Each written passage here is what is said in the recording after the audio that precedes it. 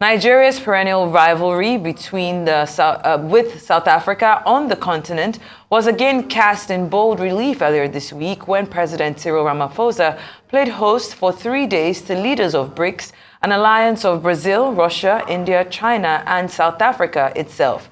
Decisions were reached at the end, the most telling of them being invitations extended to 6 countries to join the grouping, including 2 from Africa, Ethiopia, and Egypt. What does this development mean for Nigeria in the context of the emerging global sociopolitical and economic dynamics? Well, joining us now to have a bit of focus on that is Mr. Sonny Iroche, a financial and infrastructure consultant who, among a barrage of accomplishments, is also a 2022-2023 Senior Fellow on African Studies at the University of Oxford. Good morning and welcome to the show. Thank you, Shaitan. Thank you for being here. here. Good morning. Good to have you. So I'm just going to ask in the plainest questions, and I think this is even what a lot of my friends have asked me. What exactly does Nigeria, I mean, there's been this back and forth as to we applied or we didn't apply, but one thing that we know for sure is the application was rejected. Only 2 African countries have made it in Ethiopia and Egypt. Us joining, what would that have meant for us? And us now being rejected, what does that mean for us? Well, going by the words of the Vice President Kashim Shettima yesterday, he said Nigeria had not applied. And I wrote an article which was published a couple of days ago on this BRICS matter, where I asked, did Nigeria apply? It's like, you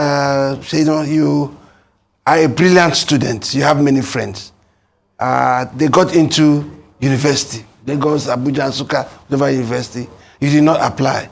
People start saying, Shaitan is more brilliant than these people. How did they get into university? But you did not apply. So let us go by the word of Nigeria's Vice President that Nigeria did not apply. And I also have it on very, very good authority that the process of applying to BRICS is not very clear, not well defined. Perhaps the pundits who think that they're making it difficult or trying to make it exclusive for those they want, I don't know. We cannot, that's in the realm of speculation. But from what our Vice President said, that Nigeria did not apply. So I want to go with the words of the Vice President of Nigeria. Yeah, but Mr. Iroche, you know that even the Vice President over there, before, he put out a statement before all the new 6 countries were admitted, suggesting that Nigeria was interested. And part of what he said there was that we want a partnership that guarantees a world governed by acceptable rules and norms, and that he believes in the vision of BRICS to serve as a champion of the needs of Global South. So those beautifully, carved words in support of BRICS sounded like we were hoping that we'll be part of it. And then in any case, we've never expressed any sentiment to show that we may not be interested in going the whole hog with BRICS or something. Should we feel rejected?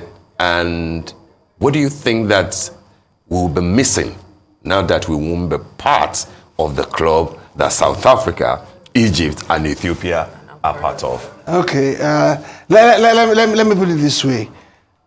Desire is different from reality. That's why it's called diplomacy. In diplomacy, you have to read between the thin lines. Let's assume that the Vice President, who is deputizing for President Ahmed Tinubu, knows the pain that Nigeria is going through and the domestic storm that we have in terms of our economy, in terms of the bad governance that Nigeria has had over the past years. And this government is only going to be 90 days in 3 days' time. Okay? So coming to join an alliance when you don't really understand where that alliance is going to end up, one, we are traditionally been partners with the West, no doubt about it. Our grandfathers, our great-grandfathers, some went to school. Shakwara Williams, the first lawyer, went to Cambridge in 1879. Okay, so those ties you cannot overnight, because South Africa, that only became independent in 1994, is leading a group. Okay, BRICS started in 2001. Obasanjo was president.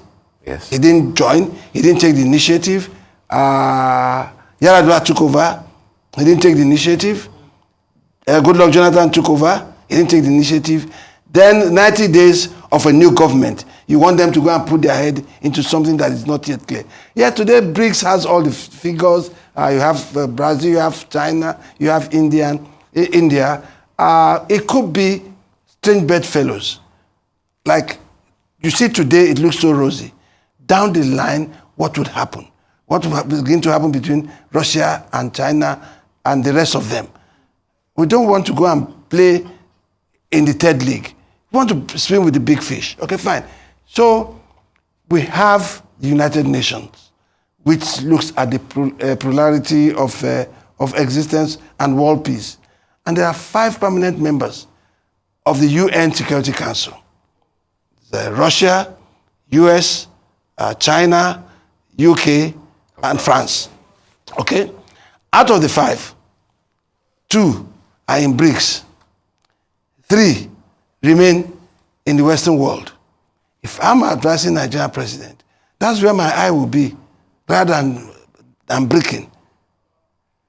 And if you know, Nigeria and South Africa are collaborating, we are like brothers. Even in families, we have rivalry, okay? So let's say we are competing. We assisted them during their trying time, but I will keep my eyes on the ball of the Security Council, which comes with a lot of advantages. And our major product is crude oil. We have oil theft. We are not meeting our OPEC quota, so we don't lack markets. We should sit down at home, build a strong economy, which during the Babangida days was called economic diplomacy. If you are strong at home, like my people will say, in simple English, charity begins at home. We have NEPAD. How far has NEPAD gone? We have the African Continental Free Trade Agreement. How far has it gone? We have set for ourselves development agenda in Africa. How far have we gone? They want to go and jump with people who have different dynamics, different economic dynamics. So I believe that the right thing to do right now is to observe how far BRICS takes its baby step and move. And let us build our economy short term. That's a given, but I'm wondering where you think the conflict might come from. Membership of BRICS, how does it conflict with our relationship with the West, for example? And you say that strange bedfellows, but there are strange bedfellows, over there. I mean, UK and France that are in the Security Council of the United Nations are at, almost a dagger's drawn, for forever, to the point of using the kind of language that it will even be strange for us. So I'm wondering, how does it conflict that, we're a member of BRICS? People are already mentioning the concept of mint, for example, Mexico, and that Mexico, Indonesia, Nigeria, and Turkey. Will you also think that may not be desirable if? Okay, let's go back to the origin of the African Union. Yes. The Organization of African Unity, for African Unity, OAU, defunct, that gave rise to African Union, was formed in 1963, the year Nigeria became a republic. That's right. Okay? And the charter of the union is non-alignment, non-aligned nation. Nothing stops you from trading with Brazil, the BRIC countries. Nothing. Yeah. So instead of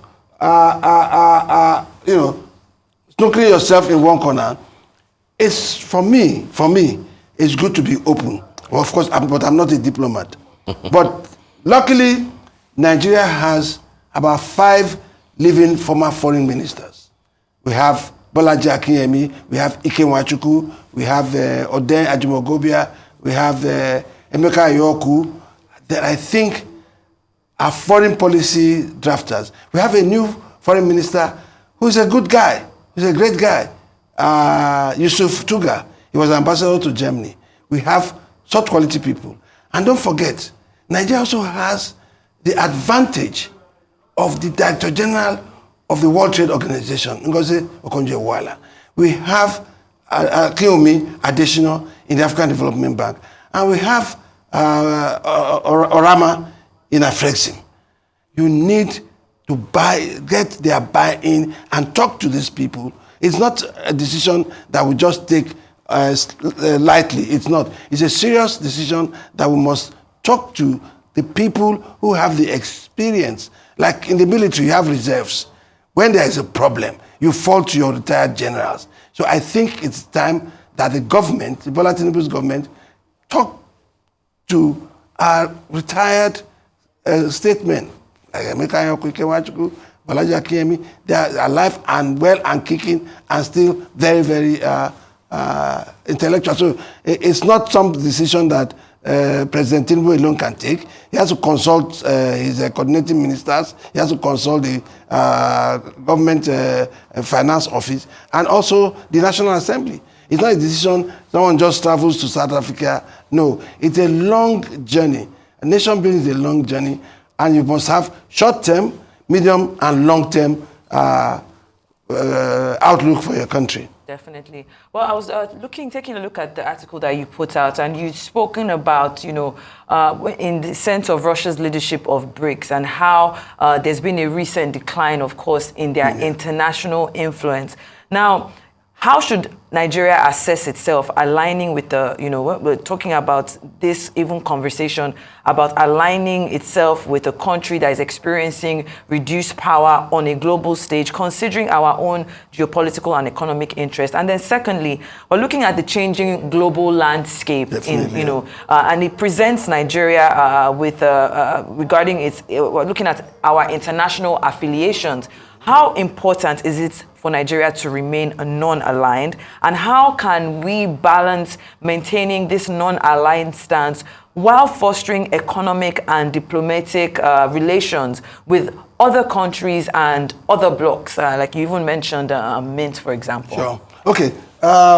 You see, nothing stops non-alignment from trading with any other bloc. It is not this or this.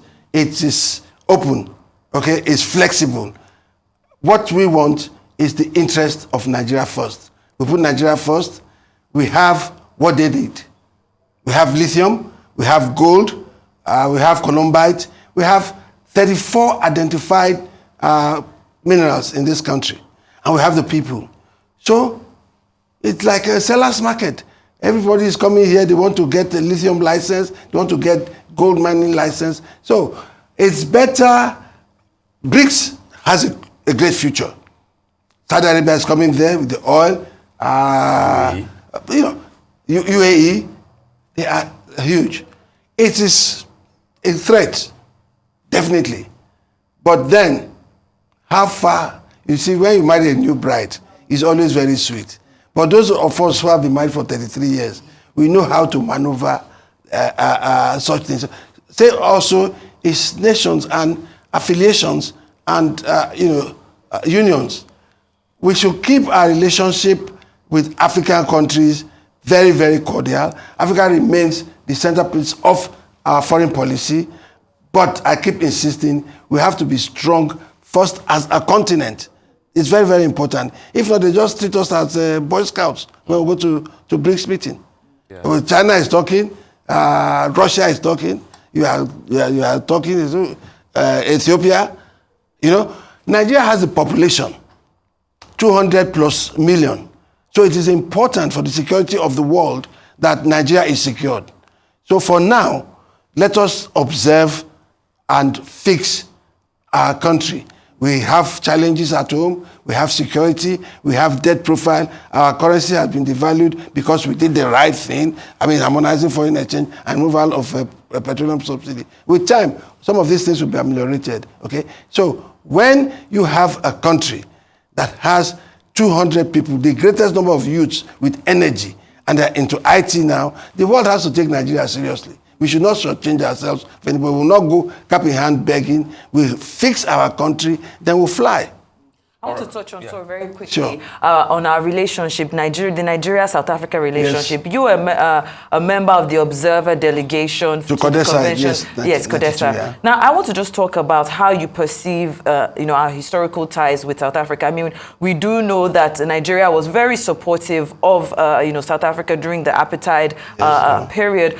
But it seems as if this, or let's say, do you believe that this South Africa's omission of Nigeria from, BRICS could be related to any lingering tensions whatsoever, or maybe political considerations stemming from our historical relationship? You see, incidentally, my research in Oxford is on the leading economies of Africa, Nigeria, South Africa. Okay, I have a long-standing relationship with South Africa from 1992, 2 years after Nelson Mandela was released, and 2 years before their independence. My heart is in both countries. And it's my desire that Nigeria and South Africa forge a close, collaborative relations. Yes, we helped them during apartheid, but my South African friends and brothers said, Sonny, the fact that you helped me when I was suffering, will you continue hitting me and reminding me that you helped me? As Africans, when you do a favor, well, you move on, okay? Posterity will judge. We should have a good relationship. I don't think we were omitted. I want to go by the words of the Vice President, and I'm not at liberty to say, someone who should know, who said to me, we did not apply. Someone, a friend, he doesn't owe me anything. He was reacting to my article and said, we did not apply. And the first paragraph of my article was that, did we apply? It was rhetoric. And so... Okay. All right. I mean, you mentioned Professor Bolaji Akinyemi earlier. I mean, that's a well-respected figure. And I agree with you that those are the, type of people that... I mentioned Iroche, I mentioned that should be consulted. So I want to remind you, when Prof. Bolaji Akinyemi was the foreign minister in 1987, you remember that he convened a meeting of what he called then a concert of medium powers, and different countries were invited, which of course was indicative of the fact that Nigeria was interested in playing global. Sure. The sort of ideas that are now crystallizing in BRICS, in ideas of mint, etc. So Nigeria has always been interested in that kind of a thing. But here... sorry, are you now forgetting that the time Professor Bolaji Akinyemi mooted that idea, there was no NEPAD, there was no AFTAC. I agree. Perhaps those are the things he was thinking about. I'm not in his mind. I agree. It's my boss. Where I was going was that if we had been invited, I don't know about, applying and not applying and everything. What the South African president read was that 6 additional countries have been invited to join, and that their membership will start from January next year. Yes. If we had been invited and we are now joining fully, would we be saying that what's the worth of BRICS, for example? I'm sure that we will have celebrated it and will have said that this is the ideal thing to do given our position in Africa. You mentioned let's consolidate at home. We are the chair of ECOWAS now. We're the dominant player in the sub-region. Yes. But here is ECOWAS almost now leading us into a war. Is that the kind of consolidation we are talking about when other people are, discussing economy, discussing an alternative to dollar, and things like that, and we were playing local to go and fight, Hausa brothers in Niger? Okay, well, I'm not here to discuss war. I'm here to discuss world peace, global peace. But I'm coming. When President Cyril Ramaphosa visited Nigeria, November 2021. That was when the Joint Advisory Council, Ministerial Council on Industry, of which I'm a member. Okay. Perhaps President Buhari would have said, brother, comrade President Cyril, this BRICS thing you are doing, why didn't you remember your brother? I don't know whether he did, I don't know whether he did not. But that issue should have come up at that time. Or even Baba Obasanjo too. Because he was president 1999 and BRICS started 2001, 2 years after he became president. That's gone to call, I think Mbeki was president then. Thabo Mbeki, what's going on? How can you go and you leave your brother? Or that time you can remind him, have you forgotten? And Obasanjo was major president at the time. Yeah, but South Africa didn't start BRICS. South Africa was invited they joined in 2010. Okay, yes. They joined in 2010. Yes. Okay, after 2010, probably would have gone to say, how did you get invited? So you know how these things are done. You don't just wait and say, I'm waiting. If you look at it and you think it's something you want to join, right? A lot of us joined clubs in universities, right? You go and find out. When I got to university, some people say that I should join Big Boys Club where they wash hand in champagne before they have dinner. I said, that's not for me. And I saw a club that I liked. They said to join the club is 7 pence halfpenny. I had to go and look for 7 pence halfpenny to join the club. I made effort to join. So, because I was interested. If I wasn't interested, I wouldn't make the effort. So, my word would be caution. Okay. Caution. All right. Caution. All right. Okay, Mr. Sonny Iroche, we want to thank you for the discussion today. We'll see how far BRICS, can go and what Nigeria, what best serves Nigeria's global interests. So thank you for joining us Thank on you the morning show. Thank you. It was a nice meeting.